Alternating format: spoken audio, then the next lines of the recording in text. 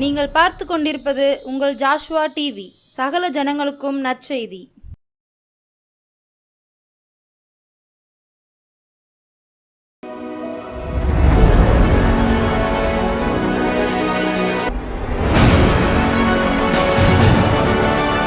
கிறிஸ்துவுக்குள் பிரியமான நம்முடைய ஜாஷுவா டிவி நேயர்கள் அனைவருக்கும் வணக்கம்.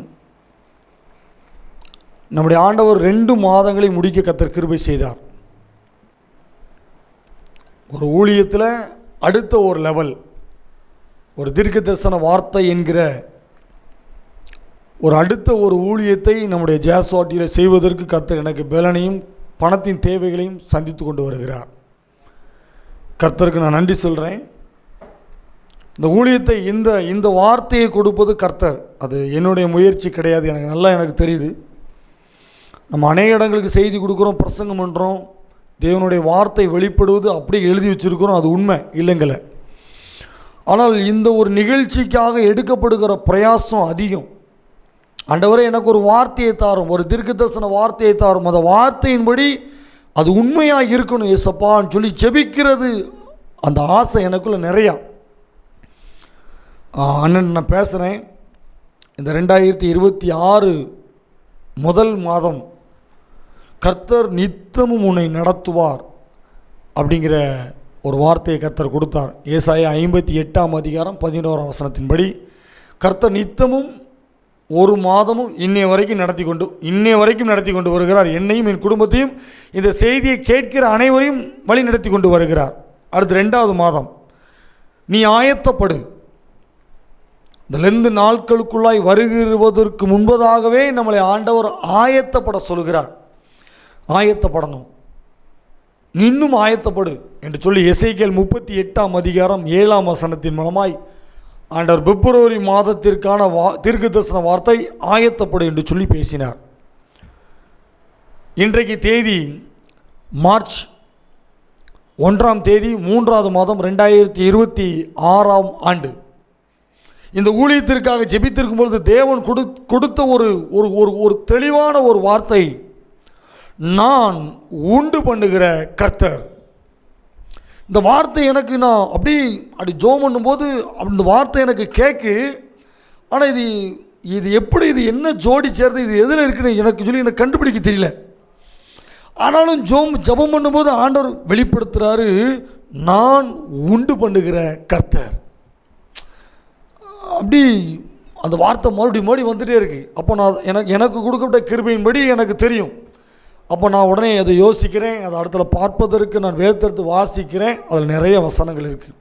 இன்றைக்கு இந்த நிகழ்ச்சியை கேட்கிற உங்களை பார்த்து ஆண்டவர் சொல்லுகிற ஒரு வார்த்தை, நான் உண்டு பண்ணுகிற கர்த்தர். மனிதன் முடிந்தது என்று சொன்ன இடத்துல, மனிதனால் முடியாது என்று சொன்ன இடத்துல, மனிதனால் கிடைக்காது என்று சொன்ன இடத்துல என் கர்த்தர் உனக்காக ஒன்றை உண்டு பண்ணுகிறார். என் தேவனாய் கர்த்தர் உங்கள் குடும்பத்திற்காக ஒரு புதிய காரியத்தை இன்றைக்கு இப்பொழுதே உண்டு பண்ணுகிறார். அந்த காரியத்தை நீங்கள் இந்த மாதம் முடிவதற்குள் பெற்றுக்கொள்வீர்கள். இயேசுவின் நாமத்தின் மூலமாய், இந்த தீர்க்கதரிசன வார்த்தையின் ஊழியத்தின் மூலமாய் கர்த்தர் கொடுக்கிற வார்த்தை, நான் உண்டு பண்ணுகிற கர்த்தர் என்று சொன்னார். சொன்ன தேவன் அவர் பெரியவர். நான் எழுதி வச்சிருக்கிறேன், அழகாக மறந்துடக்கூடாதுன்னு சொல்லி. நான் உண்டு பண்ணுகிற கர்த்தர் என்று சொல்லுகிறது நான் அல்ல, இந்த வானத்தையும் பூமியும் படைத்தவர், சேனைகளின் தேவனாகிய கர்த்தர் அவர் சொல்லுகிறார், நான் உனக்காக, நான் உன் குடும்பத்திற்காக, நீ செய்கிற ஊழியத்திற்காக, நம்ம செய்கிற வியாபாரங்களுக்காக அவர் சொல்லுகிறாரு, இல்லாத இடத்தில் ஒரு புதிய காரியத்தை உண்டு பண்ணுகிற கர்த்தர். செய்தியின் தலைப்பு, தேவன் கொடுக்கிற தீர்க்கதரிசன வார்த்தையின் தலைப்பு, நான் உண்டு பண்ணுகிற கர்த்தர். புதிய காரியங்களை, புதிய விஷயங்களை, புதிய நன்மைகளை, புதிய வாக்குத்தத்தங்களை, புதிய உடன்படிக்கைகளை, புதிய காரியங்களை மொத்தத்துக்கு தேவன் சொல்லுகிற காரியம், நான் உண்டு பண்ணுகிற கர்த்தர் என்று சொல்லி என்னை சொல்லி அனுப்பின தேவனாய் கர்த்தர் சொல்லுகிறார். உங்களை பார்த்து சொல்லுகிறார், அவர் உண்டு பண்ணுகிற கர்த்தர். இன்னைக்கு நம்முடைய வாழ்க்கையில பாலைவனம் போல இருக்கிறதா? பாலைவனத்தில் எந்த மனிதர்களும் எந்த செடியும் கொடியோ எதுவும் வளராது. இன்னைக்கு அதே போல் நம்முடைய வாழ்க்கை இருக்கிறதா? ஆனால் ஆண்டவர் சொல்லுகிறார், இந்த மாதம் உங்களை பார்த்து சொல்லுகிறார், நான் உண்டு பண்ணுகிற கர்த்தர் உங்களுக்கு உண்டு பண்ணி தருவார். எத்தனை காரியங்களை உண்டு பண்ணி தருவேன் என்று சொல்லியிருக்கிறார். இன்னும் 10 நிமிஷம் செய்தி கவனமாக கேளுங்க. கர்த்தர் உங்களுடைய வாழ்க்கையில் அநேக காரியங்களை உண்டு பண்ணி தருவார். நீதிமொழிகள் 22வது அதிகாரம் 2வது வசனம், ஐஸ்வர்யனும் தரித்திரனும் ஒருவரை ஒருவர் சந்திக்கிறார்கள், அவர்கள் அனைவரையும் உண்டாக்கினவர் கர்த்தர். கர்த்தர் யாரையெல்லாம் உண்டாக்கினாராம்? ஐஸ்வர்யனையும் தரித்திரனையும் ஆண்டவர் தான் உண்டாக்கினாராம். இன்னும் ஒரு சில வசனத்தை பார்த்துட்டு முக்கியமான காரியங்களுக்குள்ளாய் கடந்து செல்வோம். ஏசாயா 51ஆம் அதிகாரம் 12ஆம் வசனம். ஏசாயா 51:12, நானே உங்களுக்கு ஆறுதல் செய்கிறவர், சாக போகிற மனுஷனுக்கும் புல்லுக்கு ஒப்பாயிருக்கிற மனு புத்திரனுக்கும் பயப்படுகிறதற்கும் வானங்களை விரித்து பூமியை அஸ்திபாரப்படுத்தி உன்னை உண்டாக்கின கர்த்தரை மறக்கிறதற்கு நீ யார்? அவர் சொல்கிறாரு, நீ மனுஷனை பார்த்து பயப்படுத, உன்னை உண்டாக்கினது நான் அல்லவா, கர்த்தரை நீ ஏன் மறக்கன்னு கேட்குறார். சரியா? இப்போ உண்டாக்கினதுக்கு 2 வசனம் சொல்லுவோம். நீ என்னெல்லாம் உண்டாக்குவா இருக்கிறது அடுத்தல கேட்போம். சரியா? சரி. ஓசியா 4ஆம் அதிகாரம், ஓசியா 8ஆம் அதிகாரம் 14ஆம் வசனம். இஸ்ரவேல் தன்னை உண்டாக்கினவரை மறந்து, இஸ்ரவேல் ஜனங்களை உண்டாக்கினவர் கர்த்தர், இஸ்ரவேல் ஜனங்களை அடிமைத்தனத்திலிருந்து வெளியே கொண்டு வந்தவர் கர்த்தர், இஸ்ரவேல் ஜனங்களை பாலும் தேனும் ஒழுகிற கானான் தேசத்தை சுதந்திரிக்கும்படி அவளை உண்டாக்கினவர் கர்த்தர். அப்போ இஸ்ரவேல் ஜனங்களை உண்டாக்கினவர் கர்த்தர். சரி, இன்னும் அடுத்த ஒரு வசனம் பார்ப்போம். ஆமோஸ் 5ஆம் அதிகாரம், ஆமோஸ் 5ஆம் அதிகாரம் 8வது வசனம்.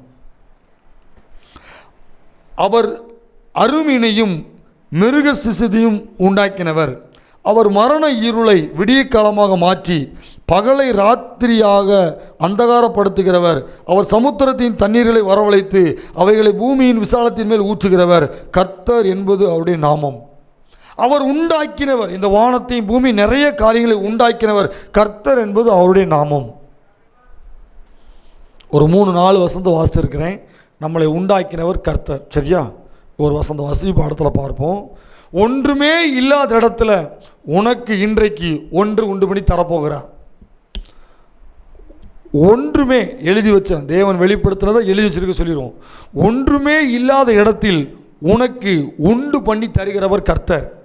இயற்கைக்கு அப்பாற்பட்டதை 2வது தேவன் சொல்லுகிற வார்த்தை முதல்ல சொல்லுகிறாரு. இன்றைக்கு உங்ககிட்ட தெளிவாக சொல்லுகிற வார்த்தை, ஒன்றுமே இல்லாத இடத்தில் உண்டு பண்ணி தருகிறவர் கர்த்தர்.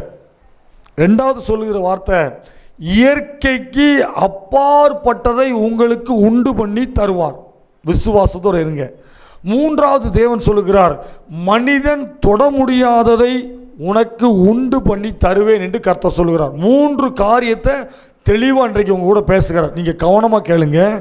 முதல்ல, ஒன்றுமே இல்லாத இடத்தில் உனக்கு உங்கள் குடும்பத்துக்கு உண்டு பண்ணி தருவாராம். 2வது, இயற்கைக்கு அப்பாற்பட்ட காரியத்தை உங்களுக்கு உண்டு பண்ணி தருவாராம். 3வது, மனிதனால் தொட முடியாத ஒரு காரியத்தை உங்களுக்கு உண்டு பண்ணி தருவேன் என்று சொல்லி கர்த்தர் தருவார்.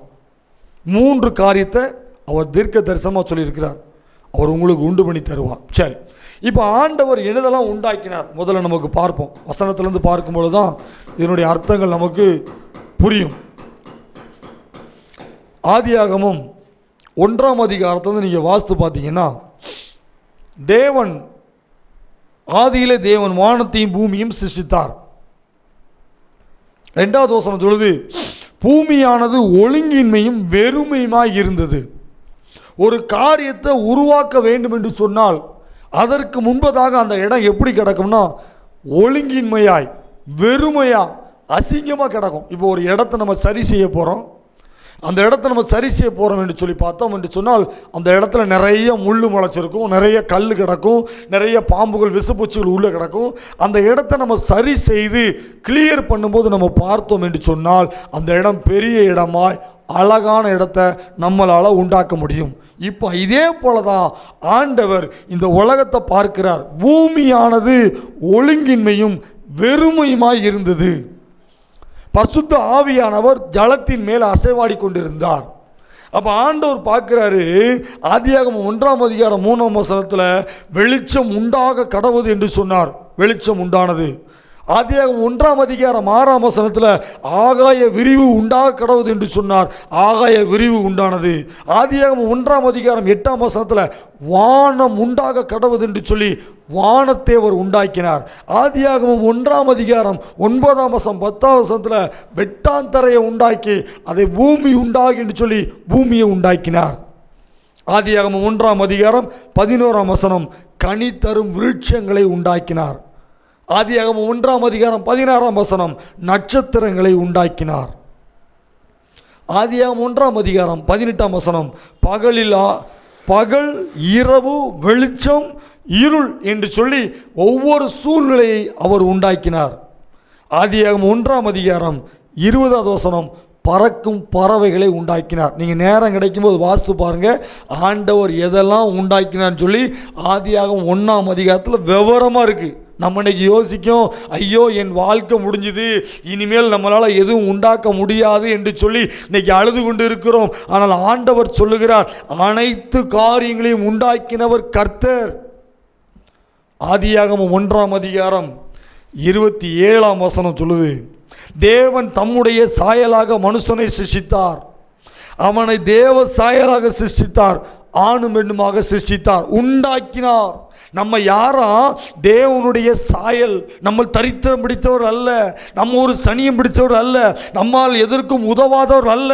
நம்ம உருவாக்கப்பட்டவர்கள், நம்ம உண்டாக்கினவர், நம்முடைய உண்டாக்கினவர் கர்த்தர். அவர் சொல்றாரு, அவருடைய சாயலை நம்மளை உண்டாக்கிறார். அப்போ நம்ம எப்படிப்பட்டவங்க தெரியுமா? நாம் விசேஷித்தவர்கள், நாம் விசேஷித்த மாணவர்கள். அவர் நம்மளை கொண்டு செய்யும் காரியம் அது பயங்கரமாக இருக்கும். நாம் உண்டாக்கப்பட்டவர்கள், நாம் உண்டாக்கப்பட்டவர்கள். நாம் சாதாரணமான மனிதர்கள் அல்ல, தேவன் நம்மளை உண்டாக்கி இருக்கிறார். ஆதியாகமம் 2:1 இவ்விதமாக வானம் பூமியும் அவைகளின் சர்வ சேனையும் உண்டாக்கப்பட்டு. நீங்கள் நல்லா வாஸ்து பாருங்கள். எனக்கு இந்த நான் எழுதியிருக்கேன் பாருங்கள், ஒரு 26 பாயிண்ட்டுக்கிட்ட எழுதியிருக்கேன். அவ்வளோத்தையும் உண்டாக்குறது கர்த்தர். ஏன் உங்கள் வாழ்க்கையில் ஒரு நன்மையை உண்டாக்க மாட்டாரா? உங்களுடைய பிள்ளைகளுடைய வாழ்க்கையில் நன்மையை உண்டாக்க மாட்டாரா? எல்லாம் முடிந்தது என்று இருக்கிற இடத்துல ஆண்டவர் உங்களுக்கு ஒரு ஆசீர்வாதத்தை உண்டாக்க மாட்டாரா? கொஞ்சம் யோசித்து பாருங்க. அனைத்தையும் உண்டாக்கினது கர்த்தர். சர்வ சேனையை உண்டாக்கினவர் கர்த்தர். ஆதியாகமம் 2:1 சர்வ சேனையும் உண்டாக்கப்பட்டு தீர்ந்தன. அவரால் முடியாத காரியம் ஒன்றும் இல்லை. எவ்வளவு ஒரு சர்வ வல்லமையுள்ள தேவன் தெரியுமா? பிசாசனைக்கு நம்முடைய கண்ணை மறைச்சிக்கிட்டு இருக்கான். உன்னால் ஒன்றும் செய்ய முடியாது, நீ தோற்று போயிட்ட, இனிமேல் வாழ்க்கை விளங்காது, நீ விளங்க மாட்ட, உன் குடும்பம் விளங்காதுன்னு சொல்லி பிசாசு வேறு விதமாக சொல்லிகிட்டு இருக்கான். ஆனால் ஆண்டவர் சொல்கிறாரு, நான் உண்டு பண்ணுகிற கர்த்தர், என்னால் செய்ய முடியாத காரியம் இந்த உலகத்தில் உண்டோ என்று சொல்லி கர்த்தர் சொல்லுகிறார். அவரை போல உண்மை உள்ள தேவன் யாரும் கிடையாது. அவரை போல பெரிய தேவன் எவரும் கிடையாது. அவர் சகலத்தையும் படைத்தவர். அவர் சர்வ சேனையை உண்டாக்கிய தேவன். அவர் சொல்கிறாரு, ஒவ்வொரு வார்த்தைகளினால் ஒவ்வொரு காரியங்களை அவர் உண்டாக்கினார். ஆதியாகமம் 2:18 பின்பு தேவனாய் கர்த்தர், மனுஷன் தனிமையாய் இருப்பது நல்லதல்ல, ஏற்ற துணையை அவனுக்கு உண்டாக்குவேன் என்றார். உண்டாக்கினார். உங்களுக்கு சொல்றது உங்களுக்கு புரியுதா? அப்படி நான் உண்டு பண்ணுகிற கர்த்தர் என்று சொல்லுகிறவர் சொல்லுகிறார், இந்த உலகத்தில் நம்ம பார்க்கக்கூடிய அனைத்து காரியங்களையும் உண்டாக்கினவர் கர்த்தர். இனிமேல யாரும் உண்டாக்க முடியாது. அது எல்லாம் டம்மி. உண்மை இருக்கிற மாதிரி டம்மி பொய் வேணால் உருவாக்குவோம், ஆனால் உண்மையை உருவாக்க முடியாது. கர்த்தர் படைத்த படைப்பை மாதிரி அடுத்த மனிதனால் கண்டுபிடிக்க முடியாது.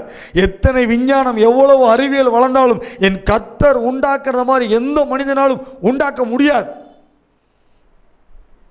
அவர் உண்டாக்குவதில் பெரிய தேவன்.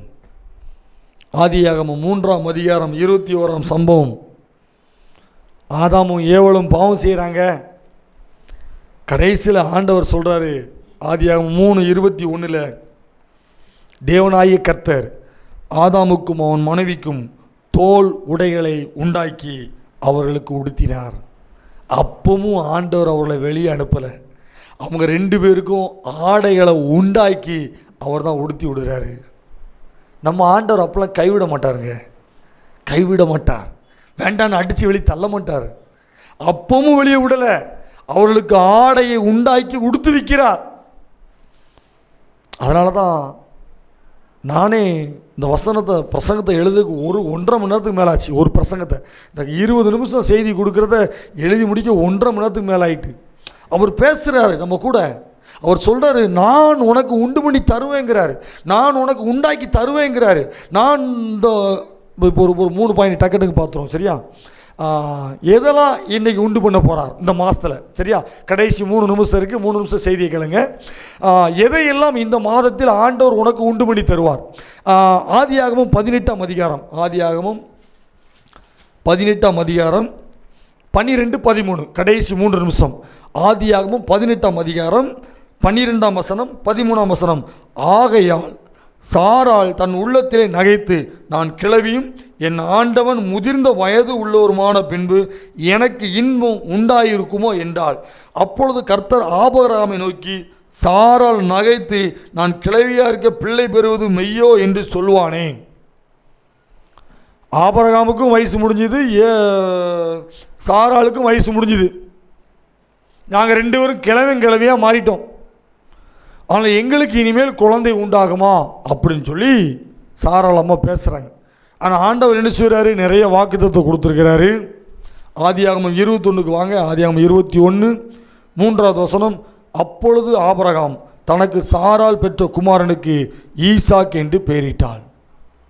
தேவன் ஆபிரகாமுக்கு வாக்குத்தத்தம் கொடுக்கும்போது 75 வயது. இந்த ஈசாக்கு பிறக்கும்போது 100 வயது. மனிதர்களால் முடியாத காரியத்தை என் கர்த்தர் உங்களுக்கு செய்து முடித்தார். குழந்தை பாக்கியத்தை அவர் உங்களுக்கு இந்த மாதத்தில் உண்டு பண்ணி தருவார்.